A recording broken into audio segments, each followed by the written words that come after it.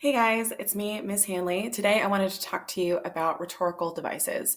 Rhetorical devices are used in speeches and in essays to help the audience understand what the speaker is trying to say and to help the speaker persuade the audience to their argument.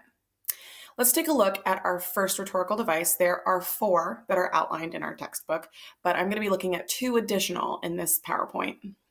Our first is restatement.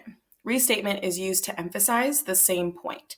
It is not a direct copy of the original words. That's a different rhetorical device. It is usually a rephrasing of the words to give the words a new meaning.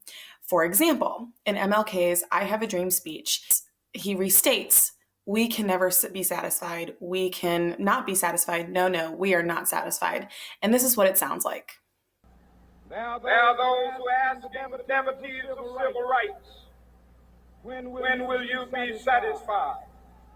We can never be satisfied as long as the Negro is the victim of the unspeakable horrors of police brutality. We can never be satisfied. We cannot be satisfied as long as the Negro's basic mobility is from a smaller ghetto to a larger one.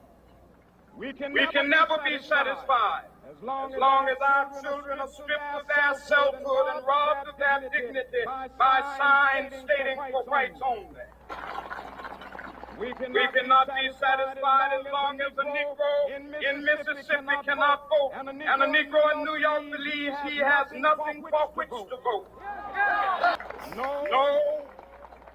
No, we are not satisfied, and we will not be satisfied until justice rolls down like water and righteousness like a mighty stream.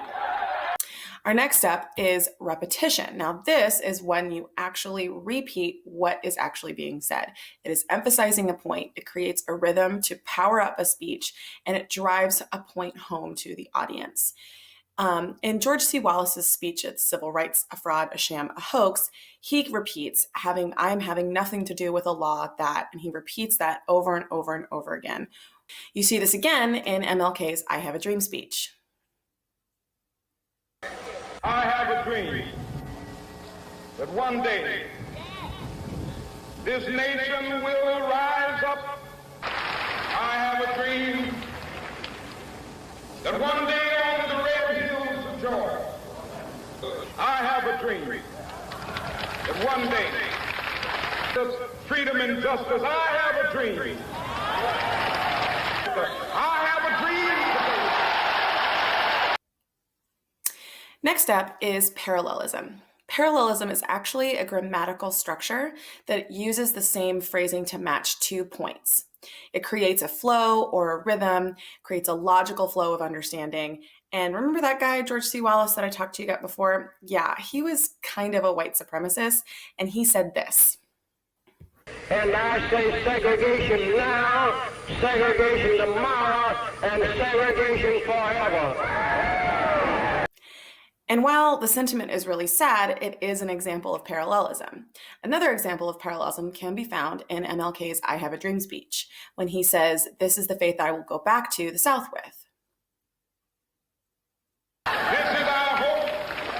This is the faith that I go back to the South with. With this faith, we will be able to hew out of the mountain of despair a stone of hope. In this, he's setting up a parallel structure in which the faith I will go back to the South with this faith, we will be able to hew out, et cetera, et cetera. That's a parallel structure that helps the audience flow the argument better. Next up is analogy. Analogy is comparing two things, right? You have one thing compared to another. These things can also be called metaphors or similes. You've probably heard of those before in your other classes. It's meant to create an image for the audience. It's a sense that this is the image that you should compare with this topic that I am discussing. For example, in FDR's first inaugural address, he calls the unscrupulous money changers and says that they've been indicted in the court of public opinion. Practices of the unscrupulous money changers stand indicted in the court of public opinion, rejected by the hearts and minds of men. They're not literally being indicted in a court, but they are figuratively being spoken of in the public eye and being looked down on because of it. MLK also uses a lot of analogy in his speech. Let us not wallow in the valley of despair. No one is literally in a valley despairing, but it is stating that despair is a valley that people can stay in and that they must climb their way out. Next up is a rhetorical question. We talked about this in class a little bit, but rhetorical questions are questions that are not meant to be answered.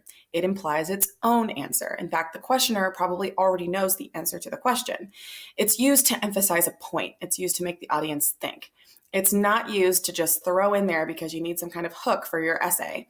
It's meant if there's a point for a rhetorical question.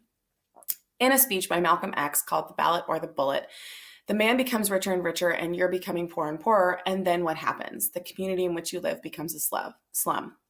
Malcolm X is not asking his audience to answer the question, and then what happens, because he already knows what happens, and most of the people that he's speaking to already knows what happens. They become poorer and poorer, and the people in the places where they live turn into despair. You can see this outlined really well in a speech by Barack Obama to the Congress. Ask ourselves, what's the best way to grow the economy and create jobs? Should we keep tax loopholes for oil companies? Or should we use that money to give small business owners a tax credit when they hire new workers? Because we can't afford to do both.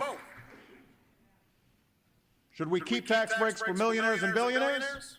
Or should we put teachers back to work so our kids can graduate ready for college and good jobs? He repeats, should we do this or should we do that? The clear answer for Barack Obama and the Congress that he's speaking to is obviously we should give tax breaks to the lower income people. He's outlining either should we do this one thing that we've been used to or should we do this other thing that will help the American people. Next up is allusion. Allusions are not like the illusion with an I, but an allusion is a reference to another famous work. Most allusions happen for really, really famous stuff like the Bible or Shakespeare or really, really old documents. They provide credibility or invoke ethos in a speech that may need some boost. For example, I Have a Dream by Martin Luther King Jr.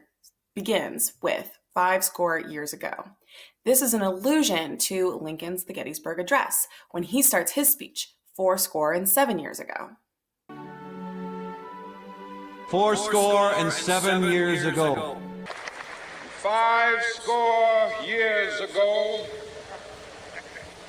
And that's it. Those are your 6 rhetorical devices. We are going to be seeing some examples of these in class in the speeches that we read. So I hope you've been paying attention and taking notes.